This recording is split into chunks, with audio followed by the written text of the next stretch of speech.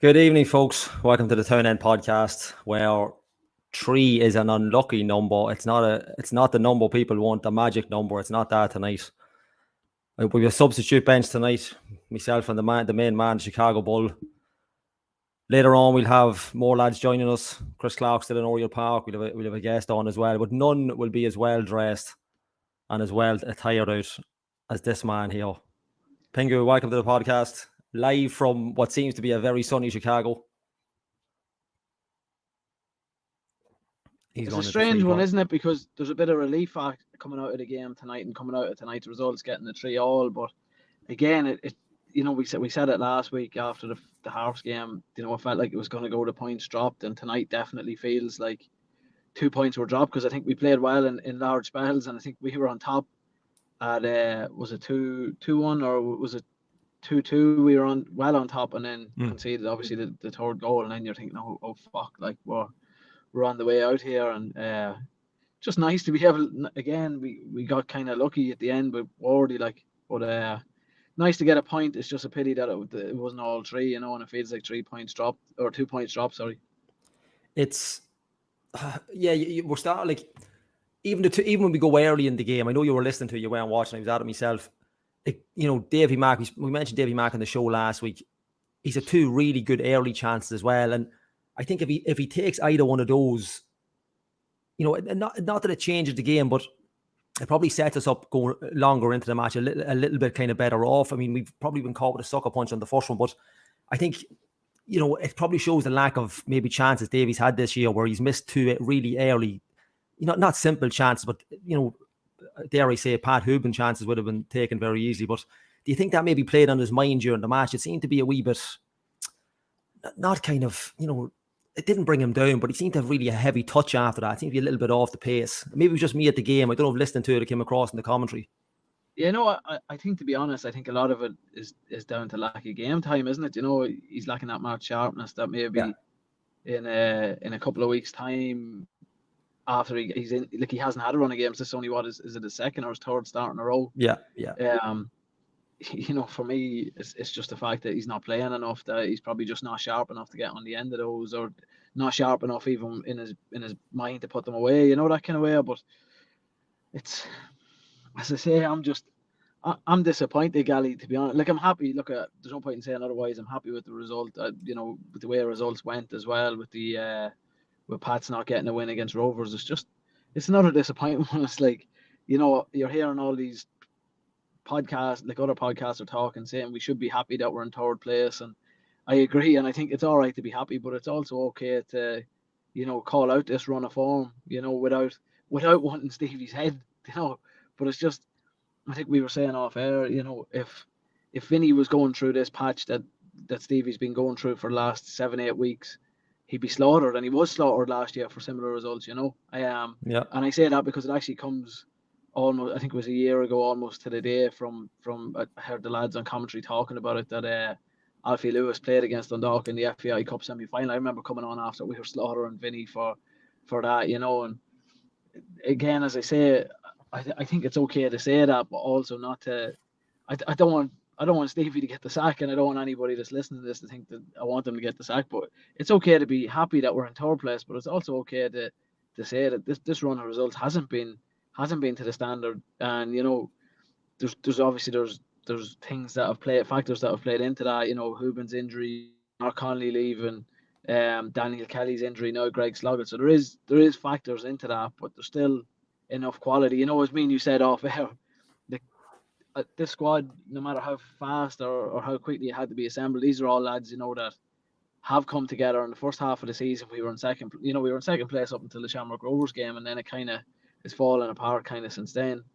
And now you look back on Vinny's time, and he had Sonny Nadestad at the back. He had a baby in goals. It was Peter Cherry the second half of the season. But if we're talking about it in the sense of like for like, I think it's not unfair for people to have an opinion that isn't probably the most popular, at the minute, the way things have gone. And it's just, as I say, it's just, we're very lucky that Pats didn't get a result, because I think when they scored and it was 1-0 to them, we were all thinking, oh, here we go, you know what I mean? And they've done us a massive favour tonight, and hopefully hopefully on the form the Sligo showed tonight, they'll do us a favour next Saturday, you know. Yeah, just when you mentioned the likes of, you know, last season and Vinny Penn, you know, the run that he was on, and those kind of games, like we mentioned there, Dave McMillan's early chances, and then a goal, Sligo's first goal, even we just talked about the goals, you know, it's bounced off the post, it's coming from a corner, it's bounced off the post, it's rebounded out, and there's nobody on him. We seem to be dragging our heels a little bit defensively. You seem to be a little bit not off the pace, but we just seem like the space. I think it was Livac that had the ball in the back of the net. The space he had, the time he had, he actually could have took a touch and hammered it home.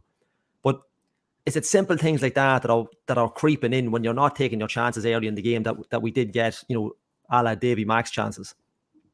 Yeah, I think it's probably it's one of those again. It's a case of form again where, you know, we have struggled the last few weeks, so all these issues are magnified, and it's one of those cases, you know, for me where it's like, I've lost my train of thought there, Kelly. Sorry, I completely lost. You're getting ready. You're getting ready for your big day. You're getting ready for your big. Getting ready, practicing, putting my hand on the shoulder. Yeah, but I think it's just our luck. Like I summed it up there when like going later in the game when they scored and Sligo got their third goal. I put into the group that we have that's just Dundalk season summed up. You know, it's simple stuff. It's basic. And I don't want to go back on this. You know, you coach kids football, so do I. You don't want to go back and I got schoolboy stuff, schoolgirl stuff, but it is. I mean, like there's a comment straight in from Frank. Stuff that would frustrate us. The stuff that would frustrate us, you know. But I think the point I was about to make is, you know, there's no denying the loss of Pat Hooban. You know how big of a loss that is. But for me, Pat Hooban's not a defender. Yeah. And a lot of the mistakes over the last 5-6 weeks, and when you magnify it, has come from the back four, you know, and I shouldn't even say mistakes, but a lot of the goals has come from a breakdown at the back, not a breakdown up top. And maybe we're not taking the chance, but we're still conceding 2, 3, 4 goals a game. Yeah. You know, so there's an issue there. And like I know recruitment is difficult, and recruitment mid-season is difficult, especially with the loss of an influential player, and you know, like Mark Conley was. But Robbie McCourt's played 20 minutes all season, you know, for us since he came in. So that's an issue for me, you know, is if he was brought in, and I think when he was brought in at the time, people were talking about the quality that he has. Where is it? You know, we haven't had a chance to see it, and when things aren't working at the back, you would want to see him get back in. I mean, we were all delighted to see Alfie Lewis get back in, or not Alfie Lewis, sorry, Lewis McCarry get back in last week. You know, again, he was doing well for the most part of the season, and he got dropped. And maybe he got dropped because maybe the decision of the management was because the back four wasn't doing their job and someone had to go, so we took him out. But Robbie McCourt's a player that I think at this point, well, he's probably not going to play the last couple of games of the season, but if he's here next year, you want to see a little bit more of him and see has he got that quality that he had. But it's just, as I say, for me, I think the big glaring issues has come at the back. We just, you know, Andy Boyle, his game over the last few weeks has definitely gotten better. You know, I feel like he's improved over the last few weeks, but I don't think he's that influential figure of the likes of O'Brien Gartland, Conley was. You know, I don't think he can shore up the back line in the way that those two lads could. So for me, when it comes to recruiting next year, no matter where we finish in the league, getting a centre half that is going to marshal that back four is vitally important for me. Yeah, and you just mentioned, just when you were talking about McCarry, you mentioned Alfie Lewis, albeit by mistake, getting the Lewis's mixed up. Just before you go, I know you don't have a lot, you're a busy man there today, but as you can see by the attire, fantastic looking gear there, sponsored by McKenna Man. The strike, like, I mean, we were talking about Alfie Lewis there and talking about maybe not having his best of season, probably not the Alfie Lewis that was at Pats, but I mean, that strike tonight is an absolute worldly, isn't it? Yeah, well, again, I think he's probably only getting into match fitness now at this point of the season, because he was in preseason mode when he signed for us, and we said that at the time that it's probably going to be the start of next season when you start to see that Alfie Lewis of old, because he was off for 2 months, you know, that kind of way, so he's not playing ball. So, but yeah, that strike was out of this world, wasn't it? It just was fantastic. It's one of those that as soon as he came to his feet, you knew, like, Runner just had a chance just before that was kind of blocked down, but you kind of knew just as soon as he let go, it was definitely goal bound.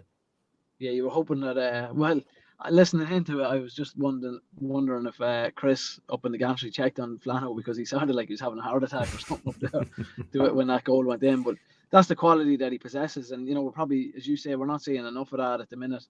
But I think next season, again, that's a player that I think is going to be a key player for us next year when he gets a full pre-season under his belt, and we see the Alfie Lewis that we know he can be. Yeah, we haven't. What are we in now? We're 11 minutes in, and we haven't mentioned Ryan O'Kane yet, which is probably a record for the last number of weeks. We get your views on him just before you have to tip on. But another good performance. Not man of the match at the game tonight, but another, like, I mean, if you even just look at the ball, I know you haven't seen it, but he runs down 2 defenders for the ball in the second half. I think Dundalk might have been 2-2 at the time. It was a 2, absolute it was a warrior. It was a 2-2 just before I actually did manage to see that clip where it was 2-2 just before Pats went up the other end and scored right after that when he hit did he hit the crossbar or around that stage? But he had a burst of pace. I mean, look at Gally. The first time I'm ever going to say this, and probably the only time on the podcast, you were right. I'm never. That's it. We're just leaving it there. But the season that Ryan O'Kane has had, or the second half of the season he's had, has been, it's kind of his coming out party as a player, as a professional. So yeah, it's great to see it, and he looks so composed. He's energetic.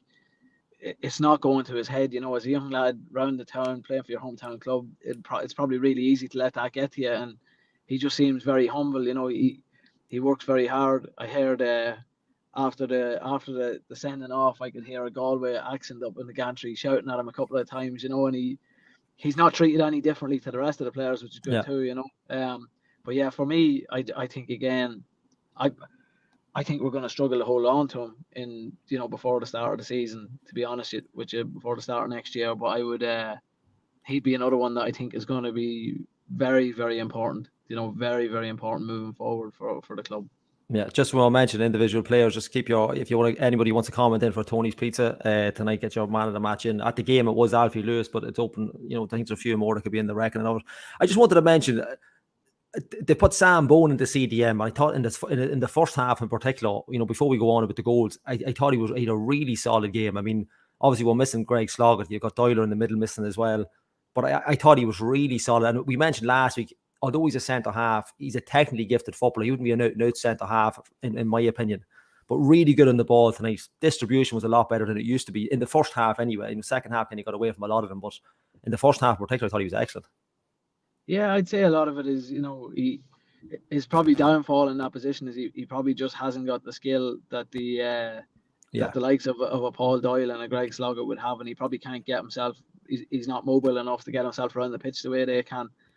But he can marshal there, and he did it a few times earlier in the season as well. You'll remember, So, again, I think to be honest, that's a little bit of a better spot for him than in the back line with Boiler. I think having Lewis McCarry back in there just gives us a little bit more mobility there. So, but no, I think he's done well. He's done well tonight.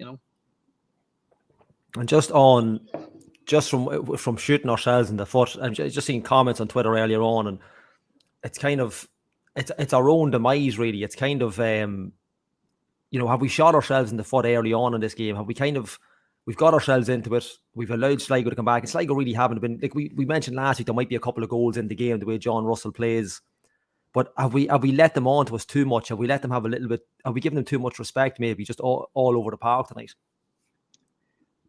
I don't think so, because that was the game. This was the game that I flagged, a few weeks back when you went through your last 4 games of the season. I thought that this was probably going to be our, before the Derry game, obviously this was going to be our most difficult game, because you don't know what Sligo you're going to get. Like Sligo, they're either very, very good, or they're, they can be poor. And tonight, I think we allowed them to play well, that kind of way, because it felt like for long spells we were on top of them. But there's enough quality in a Sligo Rovers side that, every year it feels like that you just can't give them a minute, you can't give them an inch, Yeah, I just see Colin Mullen there as well. I thought Haug probably had his best game, I think. And I to be honest, I thought I might have been the only one that was surprised he was subbed off. I actually thought he played really well. Some nice link-up play with McMillan. McMillan didn't link up too well with everybody tonight, but him and Runner seemed to have a little bit of a thing going. But Runner actually had a chance early in the game as well.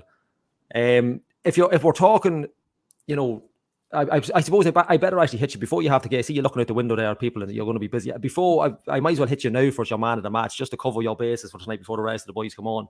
If you had to give it to someone, you're not getting any pizza, but because you're on a diet to get into your shirt. But if you had to pick your man of the match, just on on your what you've listened and heard tonight, we'll get in early with you. That's a good question, Gally. Because I got to listen to all the game, but I was busy. I was getting myself ready as I was doing it too, But you were rehearsing.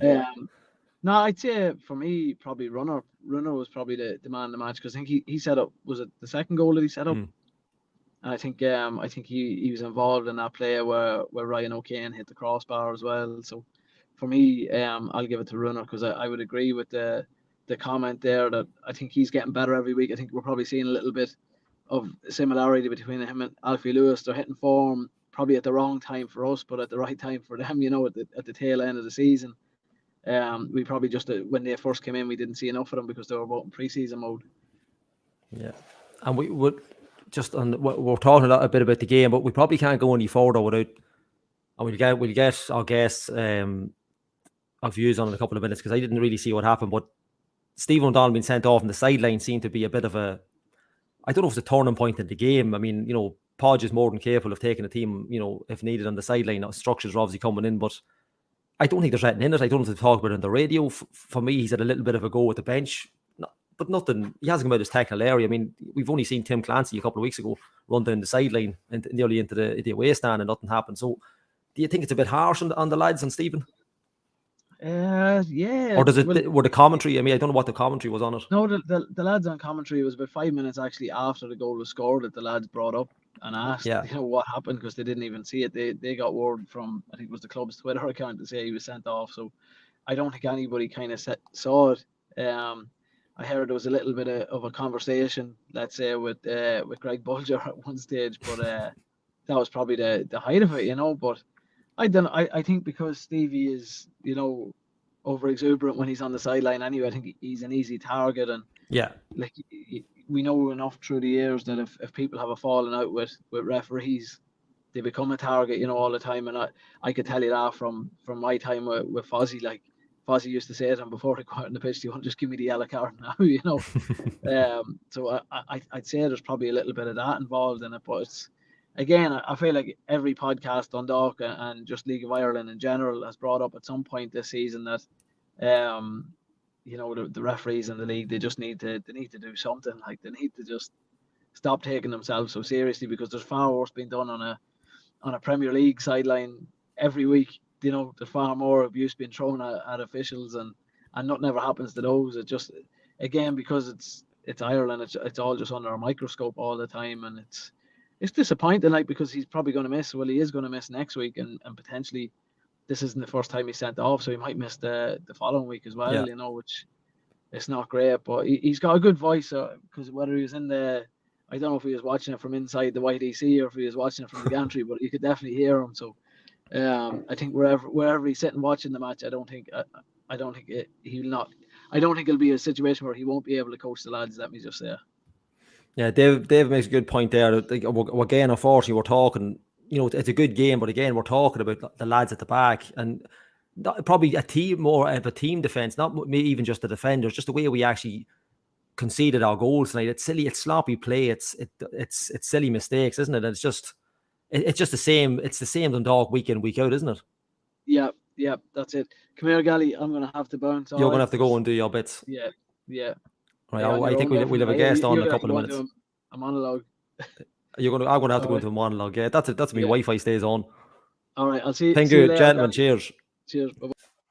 So, folks, look, keep your chats coming in. Keep your podcast pizza winners coming in as well. So we need man of the match tonight. So what we're going to do is we're going to just wait on our guest. We've got Niall Newbury coming up in a couple of minutes. As you can see, it is just me at the minute. We're just waiting on someone. So just to go over some of the comments tonight and some of the man of the match at the minute, it is looking like we have an Alfie Lewis, Ryan O'Kane, runner hog type situation going on. It's one of them things that because we've been solid at the back, I suppose, because we've been, at the start of the match, we did look really solid. I think that's what everybody's consensus is. There's actually some comments here that aren't showing up for some reason, but like David has mentioned there, it seems to be just every single week we seem to get ourselves linked into this issue of almost team defending, where the midfield and the defense just don't seem to gel well. We seem to get the ball kind of, it just seems to be so much space that midfielders find themselves in. And now we have probably no better man to kind of bring on one of the reporters from the game, a very regular on the show, Niall Dewberry. Welcome to the podcast once again, Niall. How you, I had a wax lyrical there because for some reason you were showing up on my page, but I couldn't bring you in. I'd say people were sick of listening to me on my own. I don't know if you heard Pingu there. We were talking, even if we come a step away from the goals tonight, we were at one of the main topics, and I think we've got a couple of shocked faces at it as well, was that what Pingu was doing, he was comparing if this run happened under Vinny Peart, which it did last year, and he almost got lambasted for it. I know on this podcast was a bit of anger over it. Do you think it's a different setup now? Do you think we're kind of a little bit more open-minded because it is Stevie O'Donnell? Do you think we're a little bit less critical because of who it is? Or is it just, fans realise now, like after last season, look, we need to get our heads on. We need to kind of, start seeing things a little bit with a bit more perspective. Yeah, like I suppose there could be a bit of that, Andrew. Look, I suppose the big difference in relation to that is probably the league position. Like, Dundalk are third in the table tonight with 2 games to play. Look, the last couple of months or so, hasn't really, captured the imagination, I suppose, in terms of, performance levels or goals conceded and defensive mishaps, but also like, yeah, like it's one of those. Are we being? It is. We're being harsh. I don't know if we're being harsh or we're not being harsh enough, or it's. And obviously we go back to last year, don't we? We automatically think, well, if it was last year, but at the end of the day, it's not last year, and it's, we have seen massive improvements, haven't we, as well? We have seen massive improvements, and I suppose it is sort of like the default. Our mind constantly wants to go back to last year because I suppose it was so traumatic for everybody connected with Dundalk Football Club. Yeah, none more so than the supporters like ourselves. Like, so naturally, it's always going to be. I don't think the two things are necessarily comparable. Like, the club was in a very different position on and off the field last season. Look, Vinny sort of came in, and credit to Vinny. Look, he came in and it was sort of like a firefighter job. He had to come in and basically rescue the situation. He didn't do it without difficulty. There was obviously lots of hiccups along the way from in his second spell as well, and a lot of poor performances. And he didn't have the best group of players. The club was. It must have been absolutely impossible for Vinny to work last season at that club, and even speaking to people today, like, just giving me sort of flashbacks of what was going on, like, again, like, and like it just sort of it's sort of like post-traumatic stress at this point. Like, I'm trying to avoid. I made a promise to myself after I know podcast and we last year that I was going to, like, maybe I talk too much about last year. We need to move on, but it is sort of like look, the last few games of last couple of months even have not been.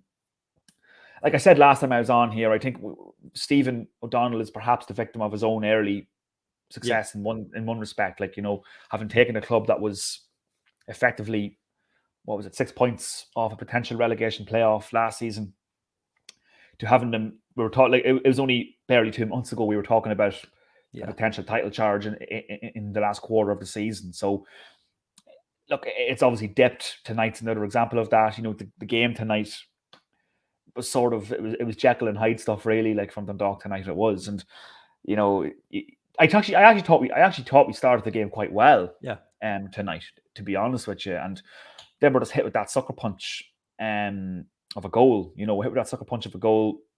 Again, very, very avoidable. Corner comes in. I think it's Caelan Barlow who heads it off the post, and Livak, the Estonian, sort of finishes. He causes awful problems in the showgrounds as well, actually, the game that was reversed as a 3-0 win. But that was sort of against the run of play, I felt, at that point. I agree. Dundalk were sort of creating the better chances at that stage. And, then it's mad, like, because you look at Runar Hauge, and to me, like, he's putting 2 crosses tonight that were atrocious, yet they've yielded 2 goals. His first cross for the first goal from Lewis, it's actually a really poor cross. Yeah. I think it's sort of blocked out by, I think it was Colin Horgan has sort of blocked it out. And it's given Alfie Lewis the chance to score possibly, his first goal for the club. I just said to Stephen O'Donnell there before I got in, what a first goal to get for the club. Like, and then the second one, it's a breakaway. Like, again, he's coming in the second half. He's coming down the wing. He puts in this cross that's really overcooked on his flank. And Ryan O'Kane obviously picks it up on the far post and takes a lovely touch and produces an excellent finish, which has been indicative of what Ryan O'Kane has been producing week in, week out now for the last 2 or 3 months. Like, and he's been the real star, like, of the show recently. Like, and despite the form sort of dipping, you do feel that Ryan O'Kane's coming of age here is probably the one thing that has captured the imagination. Yeah, and you're thinking there and then, sorry, like, at that point, Pats had obviously, they were winning the game 1-0 at that point, at one stage, and then Rovers would come back and in typical Rovers fashion to kind of win that game. And you're thinking, we're 2-1 up now, we're home and hosed, a win against Bohemians next Friday, and we're done. Like, the season, we can enjoy the last game really in Derry. Yeah. But then almost like in the blink of an eye, it's just been, it's almost hard to comprehend. Like, the goal, I think the equalising goal from, it was Keena. I think it was Keena got the equalising goal. It's right out of nothing, really. Like, it's just, and that seems to be a running trend with Dundalk. Not all the goals. Like, it's rare Dundalk score. Like, it's rare we concede an Alfie Lewis goal, if that makes sense. It seems to be just all our own doing. Silly. Yeah, and I think that's what I mean, Andrew. And I felt like a 2-1 at that point. We were actually reasonably comfortable. Yeah, like, Sligo didn't look threatening at that point or anything like that. We weren't hanging on for the 2-1. And next of all, it's over the far side, or over the shed side. There's a quick throw in. Will Fitzgerald sort of plays it back to Aidan Keena, who just basically whizzes past Sam Bone and John Mountney and produces a wonderful finish into his bottom corner. And suddenly, like, Ori Park's obviously stunned. It's 2-2. Oh, like, I haven't heard silence like that. Like, obviously, like, it's that deafening silence that just, it was absolutely crazy. And I was nearly tearing my own hair out at that point, thinking, like, it's just such avoidable. Like you said, Andrew, the goals are just so avoidable to me that they're given away. And if that wasn't bad enough, then you're looking at the goal that gives Sligo the lead. Like, again, it's like, I barely caught it. It was that quick. I actually think we were on the attack. Actually, Ryan O'Kane probably should have scored. Yeah, it was actually, do you know what it was? It was actually, it was almost a carbon copy of what happened against Pats. Yeah, it was. The ball's fallen to Ryan.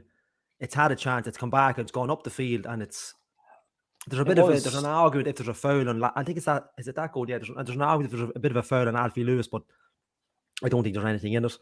I haven't seen that now. Yeah, it's very. I mean, in fairness to the lads, there's a couple of boys. There's a couple of boys throwing themselves in the ground. The referee, look, we won't get into it, but look, that's another thing. But there's, again, like you say, there's no excuse. It's just like being caught in the break. Yeah, that's it. It's just crazy stuff. It's sort of like, and again, and it's sort of unlucky too, because the way the game was going, if there's one player you sort of want that cross to fall to, it was Ryan O'Kane, because he's just been so clinical, and I don't think he could have done much else. It just was. It's kind of it goes off target. It's 9 times out of 10 that's 3-2 Dundalk. Yeah, but then at the other end, it was Max Mata actually, who causes problems in the showgrounds again.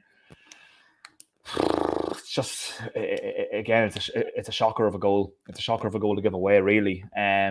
It's one of those nights, isn't it, that you don't know whether you've seen a brilliant 3-3 or it's just such a disappointing. Like, considering you're 2-1 up, like even if you take it half time, you're 1-1. Like you said, we weren't cruising, but we looked comfortable. Even. Not comfortable, yeah. Even at 0-0, we've a 2 early chance. Like I said to Pinga, we've a 2 good chance with David McMillan. And that seemed to set the tone. We said, right, okay, we're going to be, this is going to be okay. We're going to be fine. I thought there'd be goals. We said it last week, but I just never envisaged, especially when, like you said, a 3-2 and the 2 goals you conceded. Like, fair enough, the ball comes off the post for the first Sligo goal. A bit of slow defending, but that can happen in games. But the other 2 are criminal, really are criminal. Oh, the criminal goals. And you could argue even the first one, Andrew. Like now I know it's difficult, but like you got to be very reactive in the box. Like, and you want one of your defenders just to hook that away as soon as it hits the post, and not give a red shirt an opportunity to sort of have a follow up, which Livac obviously did, and give his team the lead in the first half. But look, they responded well to the 3-2 goal. Like, you know what I mean? And what I did like about it was, they realised in stoppage time that they had to be more direct, and the equalising goal came from a real direct sort of. It was almost it was almost. It was akin to like Jack Charlton stuff nearly, like the equalising goal. It was like Andy Boyle plays this long punt up the pitch. John Martin comes off the bench. He kind of knocks it down with his head, and it's a lovely first time side foot finish from Keith Ward, who, again, I said it earlier on in the year on this podcast, is probably arguably been Stephen O'Donnell's shrewdest signing, I suppose, in terms of what he gives you when he comes off the bench. Probably hasn't got 90 minutes in his tank at the moment, but at this stage in his career. But what he gives you off the bench, he has that ability just to kind of get on the end of one of them, and it was a well-worked goal. And I mean, sometimes you need goals like that, don't you? Sometimes you kind of. I mean, and to be honest, if they scored that goal probably 3 or 4 minutes earlier, there's a chance there they might. I think they just ran out of time in the end. I think that they really got everyone's back up then, and the crowd were behind them. And it's it's a really cool finish from Ward, really calm. Other people might have just hacked at it and sent it over the bar into the town end. But we've seen it many times. Yeah, exactly. Yeah, and I just think, look, you'll take goals like that. Jack Charlton goal, you'll take them goals when you need them like that. But it seemed to be, it was still a deflation, wasn't it? It seemed to be just this kind of, we've got 3-3, but what could have been? Do you know that type of way? And I just think it's happening all too often. It was like a mixed bag of feelings after the game. Like, you're thinking we're after getting the 92nd minute equalizer here, but we were 2-1 up 20 minutes ago. That's it. Yeah. It's sort of like it was an odd one. I still feel it was 2 points dropped considering what happened in Tala. You're kind of worrying at the beginning there when Pats take the lead and then Sligo take the lead. We were 4th at one point tonight, and then like, obviously, Rovers turn that game around, win that game well in the end. You're thinking we're winning our game. We're almost home and hosed here in terms of European qualification. And we just it's sort of like self-destructive, a lot of it. It's just sort of those lapses. We're seeing a lot of that now in the second half of the season, just those lapses in concentration. Yeah. And I think, and unfortunately for us Egypts on these podcasts, it seems to coincide with all the injuries. And then we're kind of... you're kind of caught in this annoyance of a podcast for like an hour, and I'm probably going to get more annoying now because here comes Tom Hanks' son, Donald. Donald, good evening. I just wanted to raise a point. I just seen a comment here. It's just from Ronan Coleman. Just the last line here kind of caught me. The two of you, we take one of you on this one. Like, is Ryan O'Kane, like that's a really good point. Is he papering over the cracks? Is his kind of that kind of ability, as Niall was saying, get your crowd on your feet. He's almost like Keith Ward, really. Is he papering over cracks that are not obvious, but they're there, especially when the crowd's there at Oriel Park, become a bit more kind of out there. But is he papering over the cracks? Are we guilty of that? I think the one thing that I'd say about it is there seems to be all of a sudden an absolutely massive amount of pressure put on his shoulders. Yeah, like he's a child. He's 18. Yeah, he's a child. 18.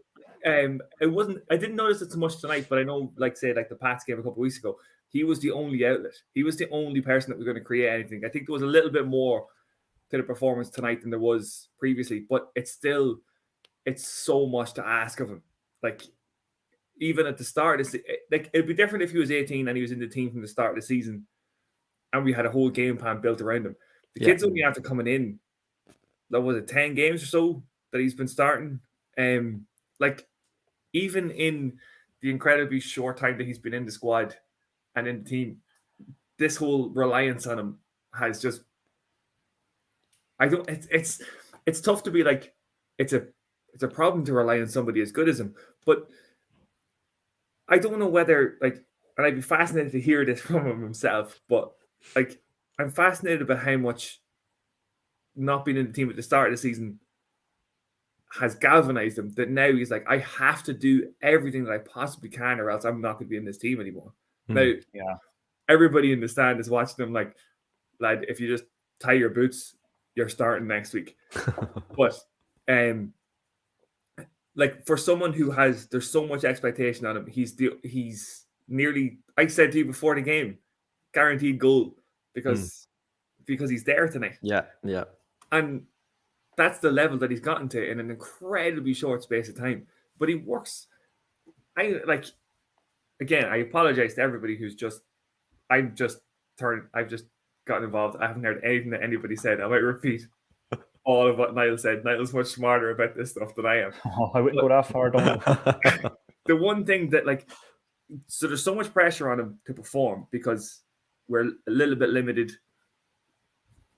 in our attacking play. There's so much pressure on him, but he's delivering every single week. And it's not even just a case of he's coming up with a goal. You see players that will come up with a goal or an assist or something and don't really work that hard or don't really do very much. The kid works harder than anybody else on the pitch. There was the one opportunity in the second half. No, he outran Darren Horgan's brother and somebody else. Yeah, it was incredible. If there was ever a moment in the season to play the Titanic music in the background, it's just a pity a goal didn't come off. But he absolutely ran those two players down. It was, and then just come out with the ball, just popped out with the ball in between the two. I've never seen anything like it. So I think somebody had mentioned before, it's Duffy Hogan-esque. That's the kind of level he's at. Yeah. He's not at that level maybe just yet, but that's what it's kind of looking like, isn't it? It's incredible to be 18. It's just ridiculous. It's actually mad, really, because again, I asked Stephen O'Donnell again after the game there. I feel like every week I'm asking him about Ryan O'Kane, and I think even Stephen is starting to run out of superlatives, to sort of describe just how much of an impact he's made. It's a very interesting point that Donald raised in terms of him not being in the team at the beginning of the season, because Stephen was actually asked this question not too long ago about Ryan. And, from what Stephen had said, it sounded like there was no real intention to kind of fast-track Ryan O'Kane into the starting 11 or into the first team this season. The intention was always to have him kind of developing with the 19s.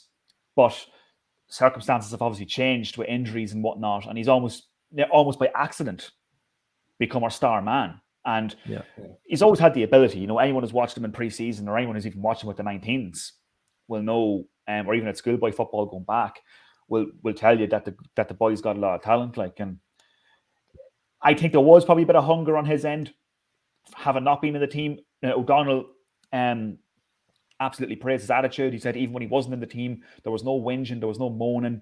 He just got on with it, kept plugging away with the 19s, and waited for his chance. And he's got his chance now.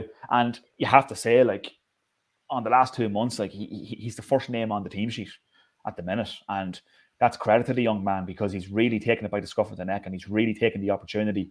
And look, is there a lot of pressure on young shoulders? I think there is, because, he could have had a couple of goals tonight. Do you know what I mean? The one he missed, obviously, before Sligo took the lead. He's 18, as we've mentioned. He's 18. He is only a young lad. He's only coming through the ranks now, and he seems to have a really good attitude, as I said last time I was here. I think it's important that he's just looked after, and maybe there's not too much pressure put on his shoulders, because he is our most creative outlet at the moment, without a shadow over that. Yeah, and even we're saying, even for the ball, the chance that he had that led to Sligo's goal, the pass before, I can't remember who midfield, it might have been John Martin, I can't remember, but the ball to Ryan O'Kane was easier, but because Sligo had obviously marked him and gone to him, he actually gave it to Ward, which probably wasn't the ball that was on, and then Ward had pinged it to him at such a pace he couldn't actually control it. But that just goes to show, they had it marked. The obvious thing was to go to Ryan O'Kane, but they couldn't actually get the ball. It was the lads were on him straight away, and it's probably credit to him and his ability that they have to try and mark this out of the game. Oh yeah, teams know now. You see it when he gets the ball. There's 2 or 3 lads on him. Teams know that he can take it around players. He's very quick on his feet. There was one stage there, I can't remember who it was. He left, I have it in notes here somewhere. He left one of it might have been Mata or possibly notes. Horgan. Notes, we don't do No, unfortunately. No notes. I forget everything otherwise. But he left one of the Sligo, I think it might have been Max Mata. He just absolutely skinned him at one point.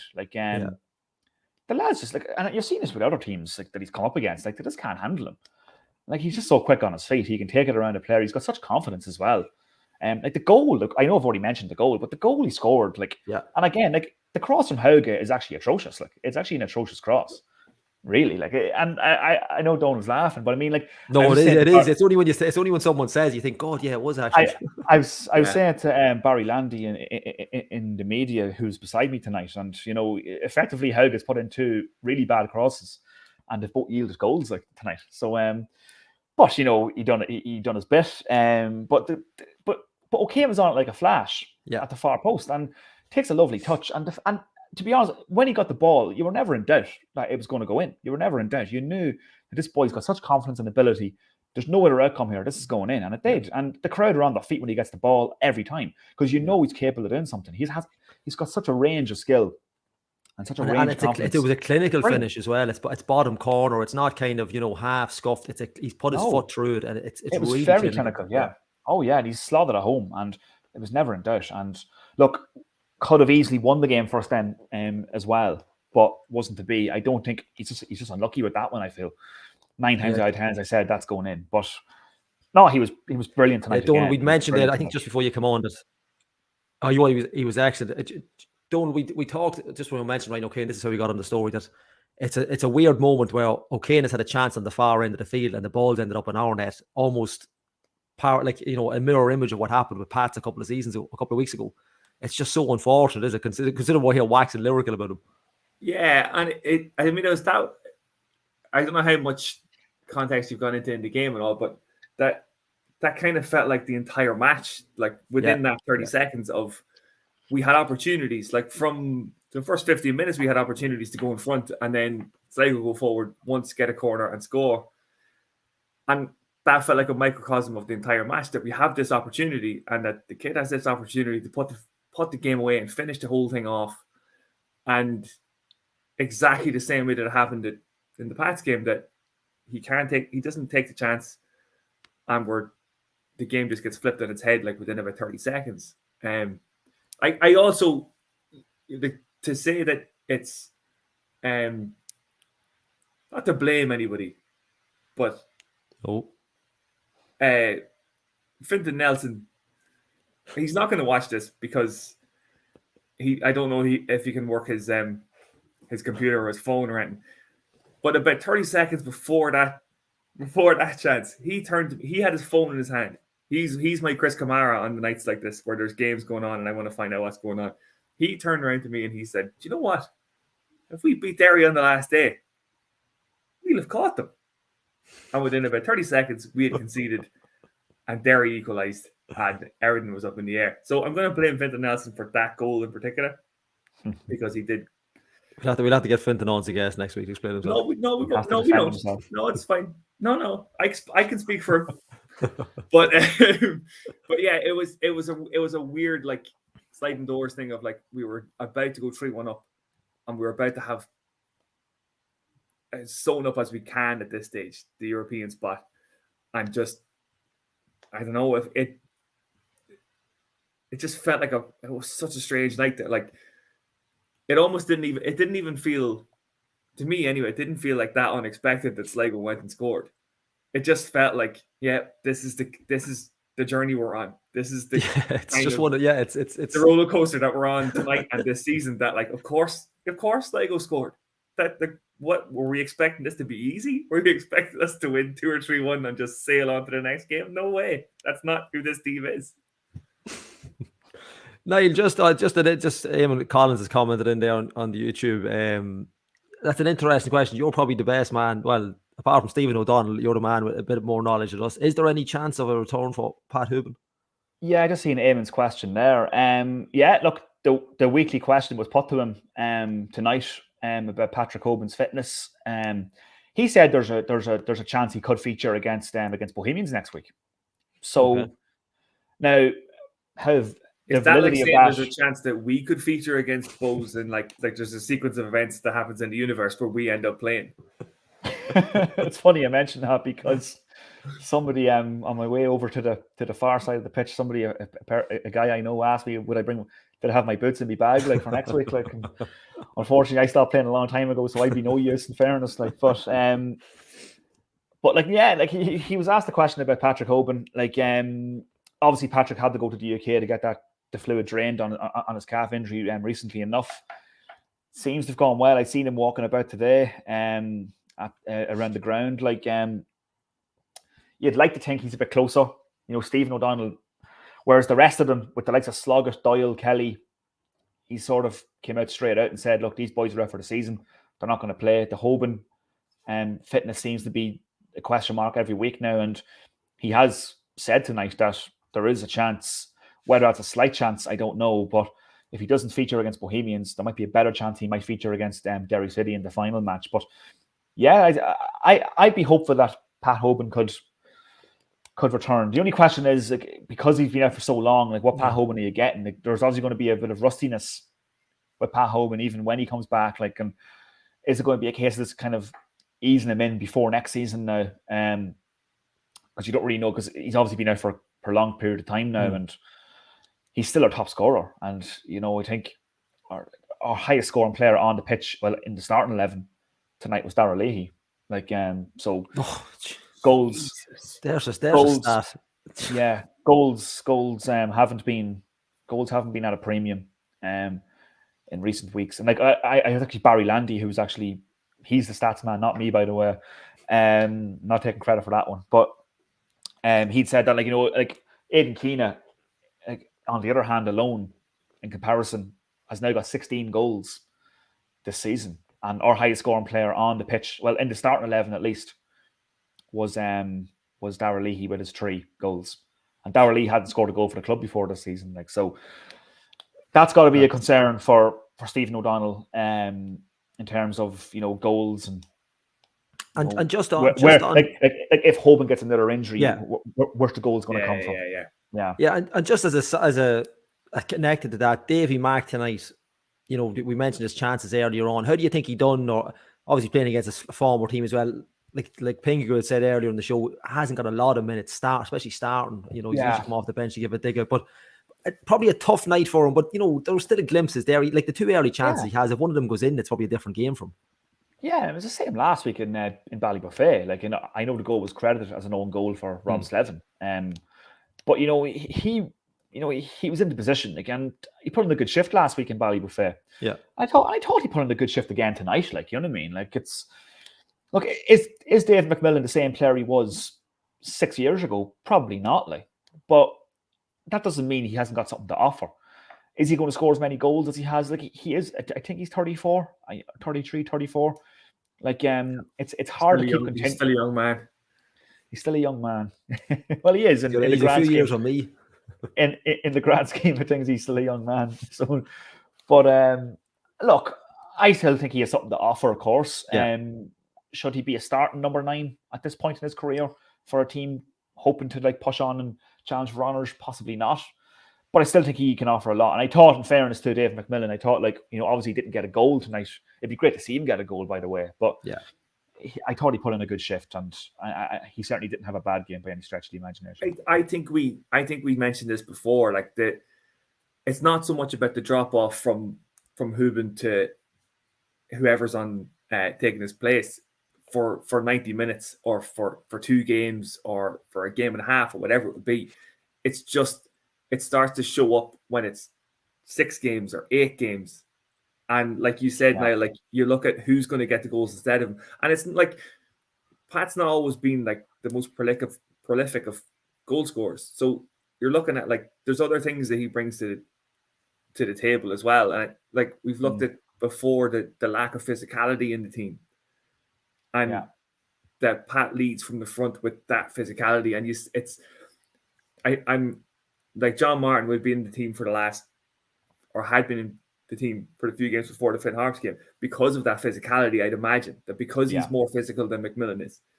And it just highlights, like, I know you can't rely on one player because one player can get injured or whatever, but the reliance on Hoban to provide goals and physicality, that between the 2 boys we have to replace him, we've gotten bits and pieces from them. And I thought the same thing as you. Like, if McMillan had gotten a chance, like a really good chance tonight, and scores, that's the typical Dave McMillan performance. That you know, you get your couple of free kicks, you hold the ball up a little bit, but when there's a chance, you take it, and that's what you build your what he builds his game on. But when we don't create a chance for him, it's very, very hard to judge him on a performance like that, because it's just like you're looking at him thinking, right, if Hubin's up there, Hubin's more mobile, he's absolutely battering centre backs for like 50-50s and stuff like that. And that's just never going to be Dave. It never was Dave McMillan's game. You know, No. It was all about chances being created. I was actually saying, it's funny. I was saying that to somebody during the week, Donald. Like, I always felt Dave McMillan would spend a lot more time outside the box than he would in the box nearly, because that's the kind of striker he is. He was more of a technical sort of creative outlet nearly than, say, a Hoban, who's more of a fox in the box and will just score. Put the ball in front of him, he'll score. And McMillan's always been a totally different kind of striker to Hoban, even in his prime, like, you know. So that's a great point. And I mean, like, it's and even like John Martin, like, and John, like, I think John Martin's done okay, but like, I do feel for him because he's not necessarily an out and out natural striker. He played a lot in the wing for Waterford last season, and certainly in the games against us where he caused us havoc. Like, he was playing out in the wing for a lot of that spell with Waterford. So, is he a natural number 9? I'm not so sure. Like, and in fairness to him, he did play a big part in the equalising goal in stoppage time tonight. With that directness, it's the physicality. Knocking it down. Yeah, physicality. Yeah. And a good point, it's a good observation, because, as you said, the two boys are kind of offered spits and spats of what Hoban kind of offers you as a whole. But there's no denying that Patrick Hoban, his goals ratio has been a big, big miss. But also at the other end of the pitch as well. Like, the amount of clean sheets we were keeping in the first half of the year before Mark Connolly went off the Derry compared to now. Are we allowed to talk about him? Chalk and cheese. No, but I'm going to bring him up anyway. I think it's that you can't avoid him. It's like that big stupid elephant in the room. You can't avoid him because it's such a comparison, isn't it? Like, even I was just looking at the table there, Riley, and you were mentioning like where we are on the table. 2 points clear in third. When you break down what we just spoke about, you know, injuries, players, Patrick Hubin, you know, starting off early in the season, you know, probably O'Donnell's run maybe getting a little bit ahead of everybody. It is mad that we're still in third. You know, like it is like it's almost unbelievable that we're still actually fighting. You know, I don't know if that's an indictment of the league, or maybe we're not. Maybe we're being a little bit harsher. I don't know. It's hard. It's very easy to run away with yourself on a podcast after a game. I find that the emotion of straight after 90 minutes, especially when it's live after the game. Yeah, of course. Yeah. Like, we don't get any time to sort of reflect and think about it during the night or the morning. Like, but yeah, look, it probably is saying a lot more about the teams that were kind of challenging us for that top. That being said, Pats had been on a very good run, and they'd been on a very good run, but they were very inconsistent in the first half of the season. Yeah. To the point where some fans were even, you know, questioning Clancy's position there, down there. So, like,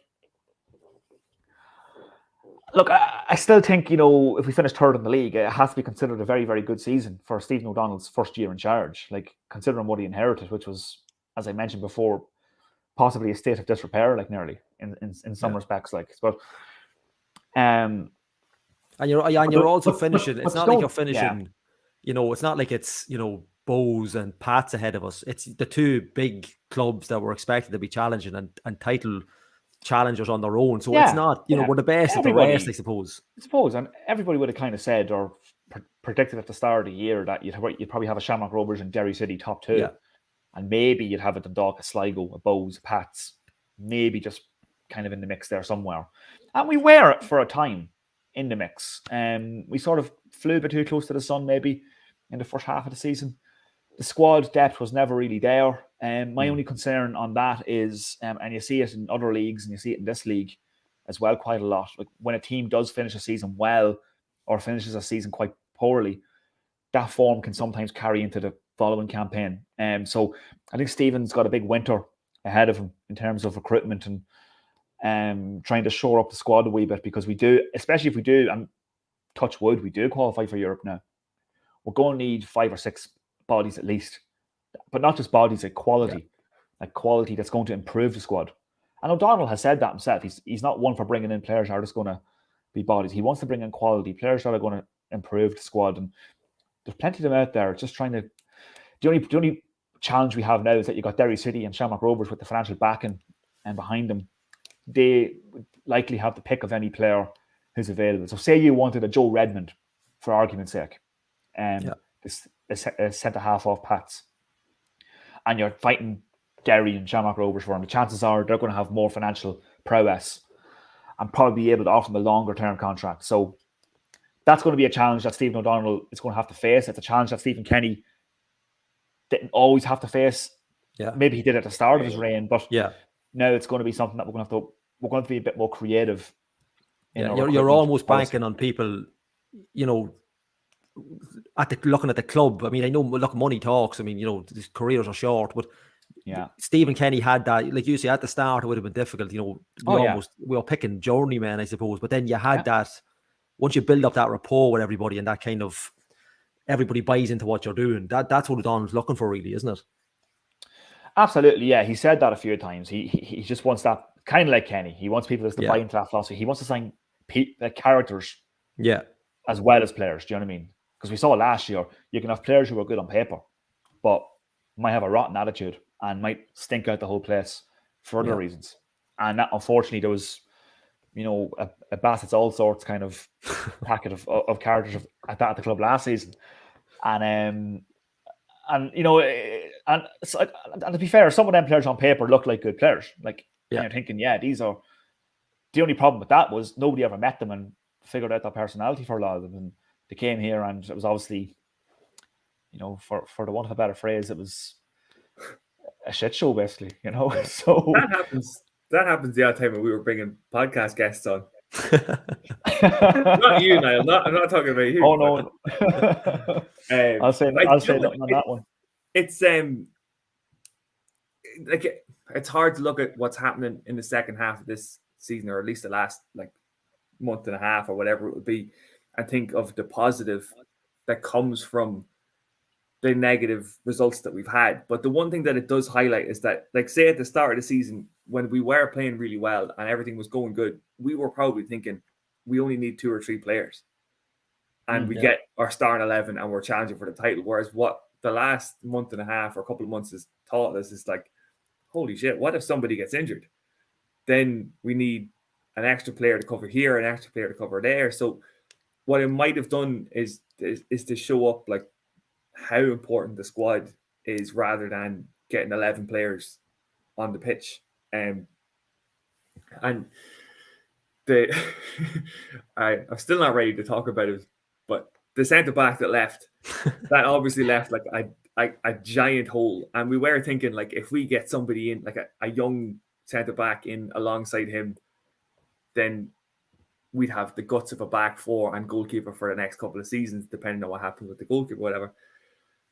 And then you're looking at the centre midfield, you're right, okay, so we've 3 or 4 players that are good to go for the next couple of seasons. And, a couple of injuries here and there, and you're we don't have cover for X player or Y player. And it's the exact same thing up front now as well, where we just don't have cover for them. And Eamon mentioned the thing of running on fumes with players with injuries and stuff. And I know it's not something that nobody wants to bring up injuries as an excuse for where they are.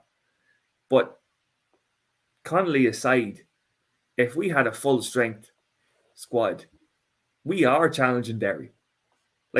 We're still touching distance, a couple of results tonight away from being within touching distance of Derry, which is an absolutely incredible achievement when you think of where the club was before the manager came in.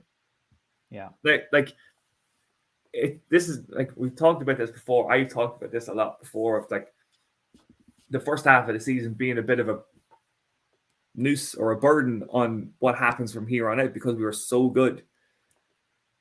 But like you said, if we took the top 2 out of it, which we all assumed were going to be the top 2, we're the next best team.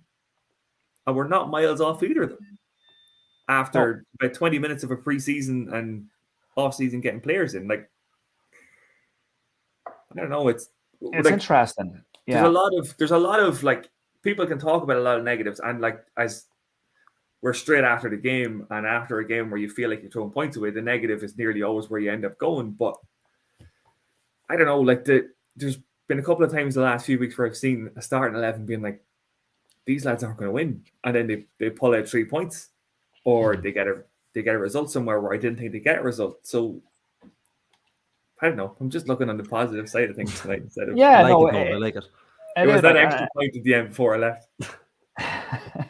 It's interesting because I think I said it to Chris last time I was on this, and like, you know, it's even like the points have dropped away from home against bottom half teams. Like I think I calculated that they dropped something ridiculous, like 19 points against teams in the bottom half of the table. And like I said to Chris last time, like if you're even adding half of that tally to what we have now, you actually are going into the last 2-3 games. Yep. They're not far away. With a reasonable chance of actually winning the league. And I think, as you said, if you add 5 or 6 quality players as a bit of squad depth to what we have, you probably are a lot closer than we think to, because we've seen Shamrock Rovers, and I know they won again tonight, but we've watched them enough to suggest that, you know, like, and I'm not at the risk of being banned from Tallaght Stadium for all eternity, like, you know what I mean? Do it. But like, how that team have won 3 leagues in a row, which they're going to do now. It's 2.5, isn't it? 2.5 leagues. Just got the handles on the first one. Yeah. But like, I think that has been a bad indictment of the league over the last 3 seasons, to be truthfully honest, more than anything. But you can feel like Derry City have that bit of financial backing. They're going to come back. They're going to come back stronger next year. Yeah. You'd like to think we, Dundalk, are going to come back stronger. Pats have investment behind them. There's even other clubs below that are going to have money coming in the next few years, like Waterford. Look like they're have a new owner there now. Not sure what the legitimacy of the whole project there is at the minute, because Waterford have been done too many times with that. But like, there is other clubs that seem to be doing the right things off the pitch again, and I just, like, Rovers look like they're going to stumble over the line again this season. But I don't see that being the case this year or next season. I just think, you know, their luck's running out from what I can see, and they've been very lucky at times this year. I lost the Shelbourne game recently. There's a bit of like, so I kind of feel like the Rovers are who we thought they were. Like, there hasn't been anything this season where you're like, oh, I'm surprised at this, you know? It's kind of down to Derry, that we expected Derry to be better than they were. Like, well, Derry were running away with it at the start, like. Yeah, and to end up in the position where we were ahead of them and they were trying to chase us down, never mind chase Rovers down. It's like an indictment of where they stumbled in the middle of the season. The Rovers have been able to pretty much sleepwalk to the title. But you look at it's one of those things where you look at the 90 minutes against those teams and you measure yourself up against them, but that's not how titles are won. It's over the course of a season. So we can look at ourselves and think we could have beaten Rovers twice at home this season. That we did. If Patrick Hooven hadn't missed nearly an open goal in injury time, it would have been 2 home wins against Rovers, and we beat Derry away. Like, if you measure yourself up like 11 against the best teams, we're definitely up there. But that's the problem with trying to measure yourself up against those teams. That's not where the points are. The points are the UCD games, the Drogheda games tonight. Like, we've dropped so many silly points. And it's the squad depth, I think, is what's really, really done us in. I think it's not planning for big games. It's not tactical planning or any of that stuff. I think it's just not having the bodies when we really, really needed them. But I don't know, like, depending on who you're talking to, like, again, I've just come from a room full of people telling me this thing and that thing and getting messages about other things and stuff. But I don't like using injuries as an excuse or a reason for where we are, but it's so hard to ignore that if we had our best 11 out, everybody would say this, I guess, as well, but if we had our best 11 out for like the last 3 or 4 games, we've got 3, 4, or 5 more points. And we're in a far better position. But ifs and buts, where whatever that rest of that is. It's interesting because like it's a great, and like I think they are the two main things that have really sort of been the dark clouds over our season. It's been just that, obviously the lack of squad depth, but also like I think why Stephen Kenny's team was so successful throughout those years was because not only were they beating the teams around them, like the Corks at the time, like, and all these, and like Rovers maybe at a push, they were also beating every other team around them and beating them well. Like there was rarely a slip up. Like, they were so relentless. Yeah. Every week, and like Stephen Kenny's team, like it didn't matter if they were playing Legia Warsaw or Crumlin United. Like the preparation always seemed to be the same for every single game, and the respect for every opposition seemed to be the same. And I'm not saying that's not the case now, but when you look at the results against the teams that are in the bottom half, you'd have to say that the team maybe aren't. The only criticism I really have is that maybe they aren't raising their game against some of the teams. Now, last week, in fairness, they managed to beat Finn Harps away from home, and that was obviously because, to be honest, in this run-in, that was the one game I was probably most worried about because of our away record and the points we've squandered against teams in the bottom half. They managed to overcome that game and get a 2-1 win, but throughout the season away from home, it just hasn't really been good enough. And I feel like they've underestimated a lot. Like Drogheda twice away from home, lost. The 2 UCD games away from home, like that's a lot of that's a hell of a lot of points. You're kind of, it's a lot of points. Like it's like even if like to go to like say the first UCD game and losing Andy Boyle early, and it's there's circumstances in each game. Like even in Sligo last time losing Dara Leahy before half time, all those things like that. Again, I keep hearing. I'm not going to say hearing voices in my head. I'm not absolutely insane, but I'm hearing people saying to me like, yeah, but they still did lose that game. And I know we're trying to make excuses for maybe why they lost them. Yeah, but they still did lose them, and they still did drop thing. Points in these scenarios. And there's a couple of other scenarios where there wasn't red cards and there wasn't like ridiculous refereing decisions, and they still drop points. And I know, like, I don't assume it's some sort of like it's anything to do with preparation or anything like that. It's just, I don't know whether it's a case of coming into the season thinking that they need to prove themselves against the best teams in the league to prove that they are who they are. And then that same thing doesn't exist for the... It's like if your goal is to win the league, every single game is the most important game.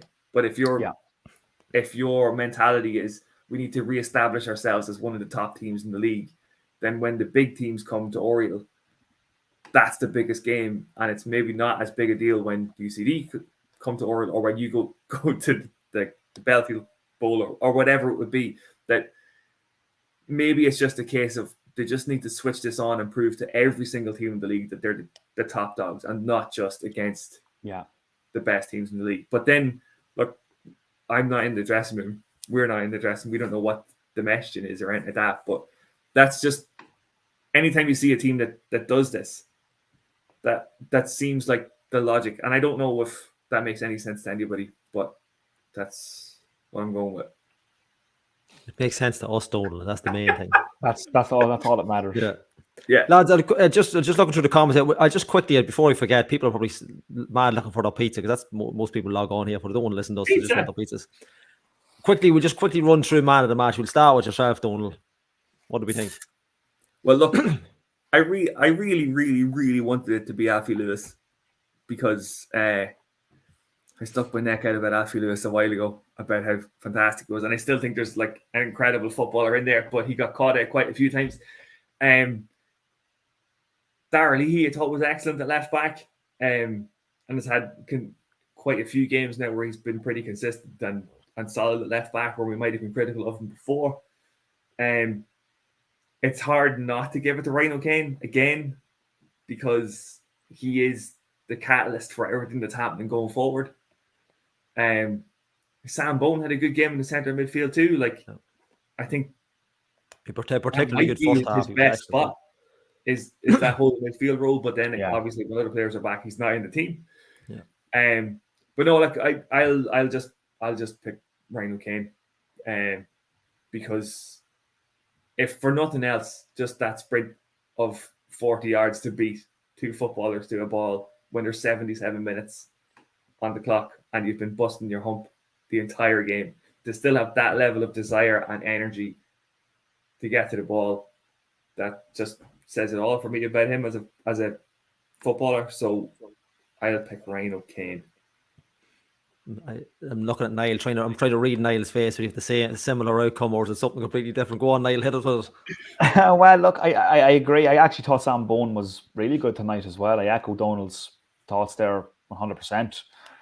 Look, Sam Bone had taken a lot of criticism in recent weeks playing centre half. I think it's clear to see for all that the decision to put Lewis McCarry in at right centre back and put Bone in and hold in midfield has proven to be one of O'Donnell's better decisions, like tactically. Alfie Lewis, of course, with that goal, I know he got the official man of the match, Alfie Lewis, and he had a great game. But I am going to go for Ryan O'Kane as my man of the match tonight. I just think his work rate alone, his absolute skill, his range of skill, his ability to make things happen, but his work rate, as Donald kind of touched on there, it's unbelievable, really. And that's when you're a supporter of a football club, the only thing you can ask from any player, regardless of their ability, is their effort and their percentage of what they're given. And I don't think anybody could say that Ryan O'Kane isn't given more than 100% every time he's put on that Dundalk shirt. And I hope he's wearing it for many years to come, personally, because he really has the makings of a potential star here, and I hope he does. But yeah, Ryan O'Kane, man of the match for me. A bit harsh maybe on Alfie Lewis, who got the official award, but for me, there's no question on Ryan O'Kane getting my man of the match tonight. We're going with Gally's kid rather than my kid getting man of the match. My kid got like the official man of the match, but it's Gally's kid that's going to win the podcast man of the match. Did you go for O'Kane as well, Donald? Yeah, I picked O'Kane. Yeah, because I thought at the start when he started this talk about the man, I was like, maybe I'm the only one that's going to go for Ryan O'Kane here. Maybe I just watching a different match. And Alfie Lewis, we're probably robbing him of a pizza. Never mind anybody that guesses his name. The thing we mentioned Alfie last week, unbelievably technically gifted footballer, but some of his passing tonight, his longer range was just that little bit too hard. Like, look, at the artificial pitch doesn't help the rain. I don't know how slick the pitch was, but I thought he was excellent. But then when Niles hit the nail on the head, when you have a player that can get a crowd off their feet like that, I mean, like that run alone is just, it's biblical. Like, I mean, to chase, to get in between two players, and then they literally, I didn't watch it back, but they probably ran into each other. He was so fast when he got to the ball. It was just absolutely frightening. And I thought I wasn't going to go first because I said if I mention Ryan O'Kane again in this podcast, people are going to think I'm absolutely off me nut. But yeah, I thought it is probably hard. I mentioned for Sam Bone as well. I thought he had a great first half. His pass, definitely CDM is, for me, is definitely his best spot. But I think it's a clean sweep for Ryan O'Kane. I think that's probably the third week in a row we've given it to Ryan O'Kane, have we? Even if you haven't watched the match, just come onto the podcast, type Ryan O'Kane, and you're in the draw for pizza. Yeah, it's again, it just goes back to the whole thing of just like how much he's carrying. Yeah, not carrying the team, because that's like disrespectful to everybody else, but attacking wise, he is pretty much carrying the attacking threat of this team. Even like the improvement you've seen from like last season to this season, the little glimpses you got from last season, I don't think you would have assumed last season he would take a fullback on the outside and go straight down the left-hand side and cross it with his left and have it be a dangerous cross. Like, the knock on him last year would have been he has to go inside. Whereas 1 year in, he's already been like, the fullbacks that are standing him up don't know which way to go, which is phenomenal. But look, sorry, I'm reading that. But no, go ahead. Oh, no, I was just going to say, I'm just looking through the comments. There is a bit of an edge for Alfie Lewis. So that's why I was worried when I started talking Ryan O'Kane. So we do have one for Ryan O'Kane, and it's so we're going to give our pizza. I think Jason was one of the regulars. I thought I have a couple of names here: David Lennon, Colin, one of different names that I've mentioned, Alfie Lewis. But I was worried that we weren't going to get a Ryan O'Kane. But I do think we have a Ryan O'Kane somewhere in the It's just whoever the next There we go. person So is. we're going to go for Jason Crowley on that one. Got a couple of guesses in, but he is the only one that's gone for Ryan O'Kane. So well done, Jason, on the pizza. But this is my last question of the night. Does tie in nicely with this. The big question, and it's actually mentioned here just on one of the comments. It's one of the later comments that come in on the wish list for the next season. Does Ryan O'Kane? I'll go to Niall with this one first. Does Ryan O'Kane does he start with Dundalk next season, or do you think that there's somebody could come in from in the winter break? I think be gentle, Niall. Be gentle. Yeah, I think if you're going to call it now, like you got to base players, you got to base these decisions on what players are doing on the pitch, and that's the only thing you can really do. And from what it sounds like, he's doing it on the training ground as well. Like obviously with Stephen Bradley going back to Hibernian at the end of the season, from his loan spell, it kind of ties in nicely with that. Like I think for me, like I'd be starting with Ryan O'Kane. I do take the point on board that you don't want to put too much pressure on a teenager to sort of carry the team necessarily, but you'd like to think there'd be a bit more support for him on the pitch next season in terms of who we bring in the transfer window in the winter. But like, yeah, a player that's emerged like him will now could affect the transfer window. It could really affect. Yeah, maybe a possible shortlist that might have been there 3 months ago might not be the same now. Yeah.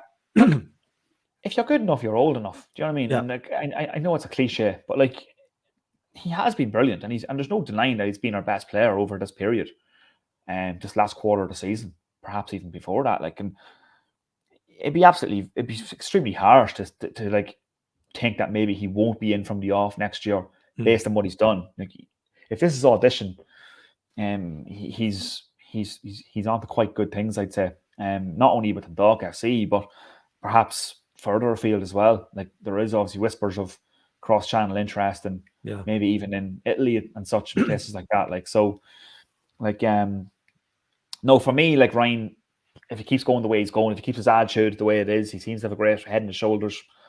He should definitely be in the starting 11. I would think. I'd be disappointed to see him not in the starting 11 from the off next year. Gally, I got a bit of advice for you.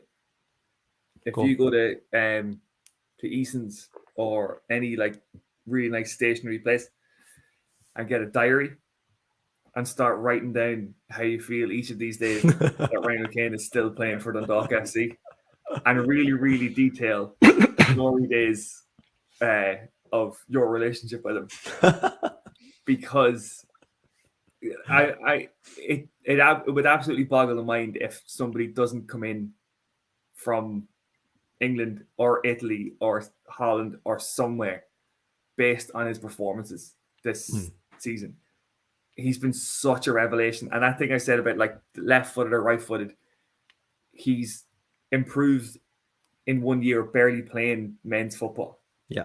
Like, and it is such a guy, like Lyle had said, and you think you'd said, like, it's only months ago you're watching him playing for Tiernan's under 19, scoring against Rovers. Yeah. You know, it's such a massive jump, isn't it? Yeah, and that's the thing. There's no way that nobody has noticed that there's a kid playing for Dundalk who is just basically the epitome of what you want as an attacking, like, inside left winger, you know? Like, so I don't want to see you upset. I know Alfie's going to be here next season, and I'm going to have to listen to people complain about him getting caught on the ball in midfield. Even my own dad's going to complain about it, and I'm going to have to just, my heart will break a little bit every time he loses the ball. But you might have to live with him not being at Dundalk FC next season, because, I mean, we all want him to be there. We all want him to be the star of the team next season, and I think maybe if we got one more season out of him, that would probably... I think we'd even be pushing it with the one. I think one more would be max, I think, on this kind of form. We're going to get. Yeah. It might be one of those things where maybe nobody picks him up in January, but if he starts next season well and you get to the summer, then that might make more sense for someone, you know, like a new setup at a new club somewhere in England or wherever. But yeah, we just need to enjoy this while we can, because I QPR, the rumor that I see with Jason there, like, I'm big on the old analytics and everything. There's absolutely no way somebody hasn't noticed that this kid is playing to the level that he's playing at in the league that he's playing in. So, I really want him to be there, but I don't know. We'll see what happens. Time will tell, Donald. Time will tell. I was Once the buyout clause is decent. Sign him to a 10-year contract. But he's still young and dumb enough to sign a 10-year contract. Just be like, here, look, you're going to be a Dundalk legend for the rest of your life, and your buyout clause is $2 million. Something like that. Get him, sure, that'll be no problem. Get him to sign that. Yeah, I think it's what a talent to have, and what a way to end the show, I suppose, talking about a talent like that, because we mightn't be able to talk about him for too much longer.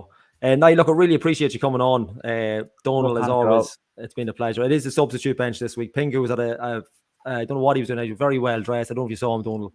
But thanks to Pingu making appearance at the start of the show. I paid no attention when he was on. Listen, thanks to everybody commenting in. Well done to Jason on the pizza. Thanks to our sponsors, Dundalk Village and our gear Player Fit, that the shop is back up and running as well. So get your gear, your hats, beanies, all that kind of jazz. Lads, thanks very much. Bows to go. Hopefully we're back here next. I was going to say we're talking about another 3 points, but it'll be at 3 points, hopefully, and an upgrade from this week. So look, thanks very much. And Donald, do you want to try and end it? Are we going to get an ending from you? I didn't want to hit Niall with it. Look, we will just be like, no Rhino Kane, no party.